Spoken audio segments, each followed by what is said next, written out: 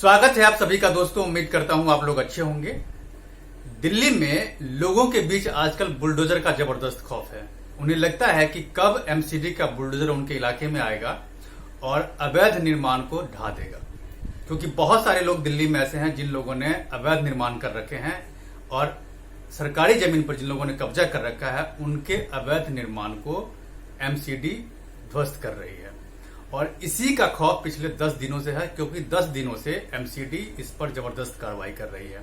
और ये कार्रवाई सबसे पहले जहांगीरपुरी में हुई, उसके बाद तुगलकाबाद में हुई, फिर संगम विहार होते हुए सरिता विहार होते हुए शाहीन बाग पहुंची और शाहीन बाग के बाद न्यू फ्रेंड्स कॉलोनी और उसके बाद जनकपुरी होते हुए मंगलपुरी तक पहुंची। तो यहां पर एक चीज मैं ये बताना चाह रहा हूं, क्योंकि बुलडोजर का जो खौफ है लोगों के बीच, ये कब से शुरू हुआ, कहां से ये आया और अभी लोग इतना क्यों डरे हुए हैं बुलडोजर का नाम सुन करके। तो देखिए, सबसे पहले मैं आपको ये बता दूं कि बुलडोजर सबसे पहले उत्तर प्रदेश में चलाया गया था, उत्तर प्रदेश के मुख्यमंत्री आदित्यनाथ के द्वारा। उत्तर प्रदेश के मुख्यमंत्री आदित्यनाथ, उन्होंने अपने पहले कार्यकाल में उन्होंने क्या किया कि जितने भी लोग अवैध निर्माण किए हुए थे, सरकारी जमीन पर कब्जा किए हुए थे या फिर किसी दूसरे की जमीन पर जाकर के उन लोगों ने अवैध निर्माण कब्जा कर लिया था, अवैध निर्माण बना लिया था, उनके अवैध निर्माण को वहां की सरकार ने, यानी कि योगी आदित्यनाथ की सरकार ने बुलडोजर के द्वारा उन्होंने कार्रवाई की और जितने भी मकान बने हुए थे उन सभी मकान को उन्होंने ढा दिया। और वहीं से बुलडोजर जो है, बुलडोजर को लेकर के लोगों के बीच खौफ आ गया और योगी आदित्यनाथ को तो यहां तक कहा जाने लगा बुलडोजर बाबा। जब 2022 का भी विधानसभा का चुनाव अभी हाल में संपन्न हुआ है, इस चुनाव के दौरान बुलडोजर बाबा के नाम से योगी आदित्यनाथ खूब प्रसिद्ध थे और बुलडोजर का खौफ लोग हमेशा दिखाते थे कि योगी आदित्यनाथ अगर दोबारा आएंगे तो फिर उनका बुलडोजर जो है वो चलता रहेगा। तो उत्तर प्रदेश में जो बुलडोजर चलाया गया योगी आदित्यनाथ के द्वारा, वो उन लोगों पर चलाया गया जिन लोगों ने अवैध तरीके से मकान बनाए थे, सरकारी जमीन पर कब्जा उन्होंने किया था। और वो ऐसे भी लोग जो दबंग लोग थे, जिन लोगों ने दूसरे की जमीन में जाकर के अवैध निर्माण किए थे, वैसे लोगों को चिन्हित करके वहां की सरकार ने बुलडोजर से उस मकान को ढा दिया था। बुलडोजर उत्तर प्रदेश से चलना शुरू हुआ, उसके बाद मध्य प्रदेश, महाराष्ट्र होते हुए दिल्ली तक पहुंच गया। दिल्ली में क्या हुआ कि हाल की बात है, हाल के दिनों में जहांगीरपुरी में एक घटना घटी थी, जहां पर एक शोभा यात्रा जब निकाली जा रही थी, तो उस शोभा यात्रा निकालने के दौरान में दो समुदाय के लोगों के बीच झड़प हुई थी। और इसी झड़प के बाद उत्तरी दिल्ली नगर निगम जो है, उन्होंने क्या किया कि अवैध निर्माण के खिलाफ उन्होंने कार्रवाई करनी शुरू कर दी। नतीजा ये हुआ कि जिन लोगों ने अतिक्रमण कर रखा था, जिन लोगों के अवैध इमारत बने हुए थे रोड पर, जिन लोगों के अवैध दुकान थे बने हुए, उन लोगों के दुकान पर एमसीडी ने कार्रवाई करनी शुरू कर दी। और उन्होंने ये कहा कि ये उनकी रूटीन कार्रवाई है, ये हमेशा वो करते रहते हैं और इसकी शुरुआत उन्होंने जहांगीरपुरी से कर दी। इसके बाद दक्षिणी दिल्ली नगर निगम जो एमसीडी है, उन्होंने क्या किया कि उन्होंने भी अनाउंसमेंट कर दिया कि दक्षिणी दिल्ली में भी इस तरह के अभियान चलाए जाएंगे। बहुत सारे जगह ऐसे हैं जिनको चिन्हित किया गया है जहां पर लोगों ने अवैध कब्जा कर रखा है और इस अवैध कब्जे को लोगों के चंगुल से छुड़ाना बहुत जरूरी है। इसी के सिलसिले में तुगलकाबाद से यह कार्रवाई शुरू हुई थी। तुगलकाबाद के बाद सरिता विहार होते हुए संगम विहार पहुंची और संगम विहार के बाद शाहीन बाग में पहुंची। जब शाहीन बाग में 9 मई को बुलडोजर चलाया जा रहा था, तो वहां पर क्या हुआ था कि जबरदस्त हंगामा हुआ और उस जबरदस्त हंगामे के बाद एमसीडी को वहां से, एमसीडी के जितने भी अधिकारी थे उनको बैरंग वहां से लौटना पड़ा। तब एमसीडी ने यह कहा था उस समय में कि जब एमसीडी के अधिकारी वहां कार्रवाई करने के लिए गए थे, जिन जिन लोगों को उन्होंने चिन्हित किया था कि वहां पर कार्रवाई होगी, उन लोगों ने एमसीडी का जो काफिला गया था जिन लोग बुलडोजर के साथ, उनके जाने से पहले बहुत सारे लोग ऐसे थे जिन लोगों ने अपने अवैध निर्माण को तोड़ दिए थे या फिर अपनी अवैध जो अतिक्रमण किए थे उनको उन्होंने हटा दिया था। इसीलिए वो वहां से चले आए। लेकिन कुछ जगह ऐसी है जहां पर और कार्रवाई करनी है। जबकि वहां क्या हुआ था कि जब एमसीडी के जो अधिकारी पहुंचे थे, तो वहां पर वहां की जो महिलाएं थी, वहां के जो बच्चे थे, वो एमसीडी के बुलडोजर के आगे जाकर के बैठ गए थे कि कार्रवाई हम नहीं होने देंगे।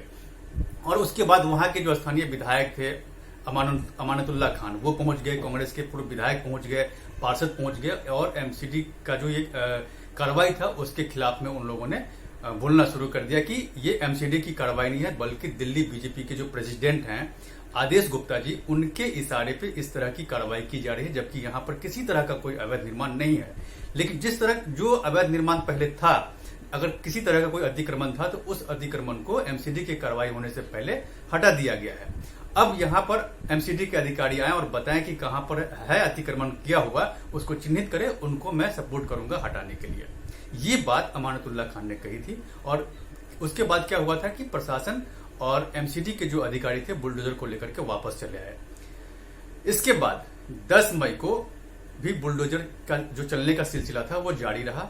10 मई को मंगोलपुरी में चला और न्यू फ्रेंड्स कॉलोनी में। New friends colony south Delhi MCD में आता है और मंगोलपुरी नॉर्थ दिल्ली एमसीडी में आता है। नॉर्थ दिल्ली एमसीडी में भी जमकर के ही बुलडोजर चला और वहां पर जितने भी लोगों को चिन्हित किया गया था, जिन जिन इलाकों में उन्होंने नोटिस दी थी, वहां पर जाकर के बुलडोजर चलाया गया। तो वहां पर क्या था कि जितने भी अवैध निर्माण किए हुए थे और जिन लोगों ने सड़क पर दुकान या किसी तरह के अतिक्रमण किए हुए थे, उस अतिक्रमण के खिलाफ एमसीडी ने कार्रवाई की। हालांकि वहां पर भी जो स्थानीय विधायक थे वो आ गए उसका बीच बचाव करने के लिए, लेकिन पुलिस वहां पर भारी मात्रा में थी। पुलिस ने वहां के स्थानीय विधायक को हिरासत में ले लिया था ताकि काम में बाधा नहीं हो। बाद में हालांकि उनको छोड़ दिया गया। वहां पर हल्का विरोध हुआ, लेकिन बहुत सारे लोग ऐसे भी थे जिन लोगों ने अतिक्रमण कर रखा था, उन्होंने खुद से वहां से हटा दिया।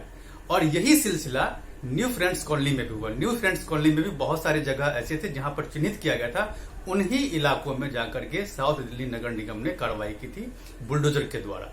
और कई सारे अवैध जो निर्माण थे, बाउंड्री वाल थे, उनको तोड़ करके हटाया गया। और जो अतिक्रमण किया हुआ था लोगों के द्वारा, जो दुकान सड़कों पे बना लिए गए थे, उनको तोड़ करके हटाया गया। यहां पर देखिए कि इन दोनों ही जगहों पे, खास करके न्यू फ्रेंड्स कॉलोनी की मैं बात कर रहा हूं, यहां पर उस तरह का विरोध देखने को नहीं मिला जिस तरह का विरोध शाहीन बाग में हुआ था। इसी तरह मंगोलपुरी में भी विरोध करने के लिए वहां पर स्थानीय विधायक आए तो सही, लेकिन उन्हें हिरासत में ले लिया गया ताकि मामला आगे नहीं बढ़े। और इन दोनों ही जगह जमकर बुलडोजर चले। अब तस्वीर देख लीजिए, इसके बाद में इस पर आगे चर्चा करूं।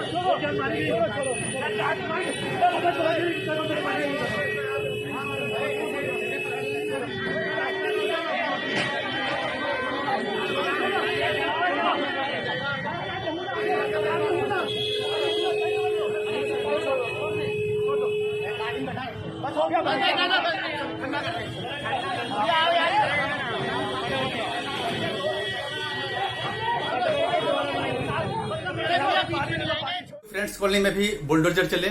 बहुत सारे मकान ऐसे थे जिनके मालिक नहीं थे, वहां पर नोटिस चिपका दिया गया था। उनके जो गार्ड थे उन्होंने कहा भी कि जो हमारे मकान मालिक है नहीं, लेकिन उसके बावजूद यहाँ पर बुलडोजर से कार्रवाई हो रही है। न्यू फ्रेंड्स कॉलोनी में इस तरह की कार्रवाई हुई। बहुत सारे लोगों को, बहुत सारे जो अतिक्रमण किए हुए थे, उन अतिक्रमण के खिलाफ एमसीडी ने कार्रवाई की और जितने भी अवैध निर्माण किए हुए थे उनको तोड़ के हटा दिया। यही चीज मंगोलपुरी में भी हुआ और ये सिलसिला रुका नहीं, ये सिलसिला आज भी जारी है। आज दिल्ली के जनकपुरी में, उसके बाद द्वारका के इलाके में भी जाकर के एमसीडी नोटिस चिपकाए थे, उसके खिलाफ भी वहां भी कार्रवाई हुई। हालांकि इस तरह के विरोध नहीं देखे गए। बहुत सारे लोगों ने इस कार्रवाई से पहले ही जो अतिक्रमण कर रखे थे उस अतिक्रमण को उन्होंने हटा लिया। हालांकि बहुत जगह ऐसे भी थे जहां पर नहीं हटाया गया था, वहां पर एमसीडी ने अपनी कार्रवाई की बुलडोजर के द्वारा।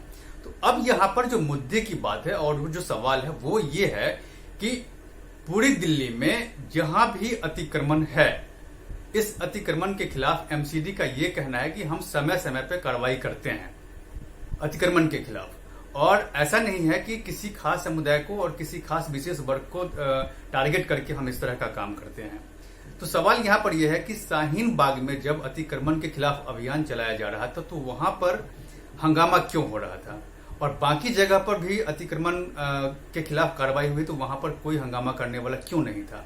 वहां पर स्थानीय विधायक क्यों नहीं आए उस हंगामे को सपोर्ट करने के लिए? किसी तरह का न तो कोई हंगामा था और न ही उस इलाके में किसी तरह का कोई विधायक आया उस हंगामे को सपोर्ट करने के लिए, चाहे वो न्यू फ्रेंड्स कॉलोनी का इलाका हो, जनकपुरी का इलाका हो, द्वारका का इलाका हो।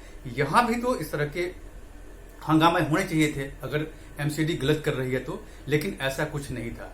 यही चीज बीजेपी लगातार कह रही है कि हम अवैध निर्माण के खिलाफ कार्रवाई करते हैं, क्योंकि एमसीडी में बीजेपी की सरकार है और इसीलिए बीजेपी ये करे कि हम अवैध निर्माण जो होते हैं, अवैध अतिक्रमण जो होते हैं, उसी पर समय समय पे कार्रवाई होती है। जबकि यहाँ पर आम आदमी पार्टी चूंकि अभी दिल्ली में सत्ता में है और कांग्रेस इससे कांग्रेस भी है, तो कांग्रेस क्या कर रही है कि कांग्रेस और आम आदमी पार्टी दोनों इस अवैध जो काम निर्माण हो रहा है, जो अतिक्रमण, इसके खिलाफ कार्रवाई कर रही है, इसके सपोर्ट में आकर के उन लोगों का ये कहना है कि दिल्ली बीजेपी के जो प्रेसिडेंट है आदेश गुप्ता, वो इस पूरे मामले को लेकर के टारगेट कर रहे हैं। एमसीडी का इसमें कोई रोल नहीं है। तो देखिए, एक ऐसा जगह है जहां पर हंगामा होता है। इसको लेकर के कपिल मिश्रा ने भी सवाल उठाए थे कि सिर्फ शाहीन बाग हो या फिर सीलमपुर जैसे इलाके हैं जहां पर इस तरह का विरोध होता है, बाकी दिल्ली में कहीं विरोध नहीं होता है। उन्होंने तो यहां तक कह दिया था कि जैसे लगता है जैसे कि शाहीन बाग पाकिस्तान में है, इसीलिए वहां पर विरोध होता है। इस तरह की बात उन्होंने कही थी। तो अब देखिए, ये एमसीडी की कार्रवाई लगातार जारी है। अब देखने वाली बात है कि एमसीडी कहां तक कार्रवाई करती है, कितने लोगों को कितने लोगों ने अवैध निर्माण किए हुए हैं और इसके खिलाफ कार्रवाई होती है, उस पर मेरी नजर बनी हुई है। आप मेरे साथ बने रहिए और अब तक अगर आपने मेरे इस YouTube चैनल को सब्सक्राइब नहीं किया है तो प्लीज इसे सब्सक्राइब कीजिए, लाइक, शेयर और कमेंट जरूर कीजिए। धन्यवाद।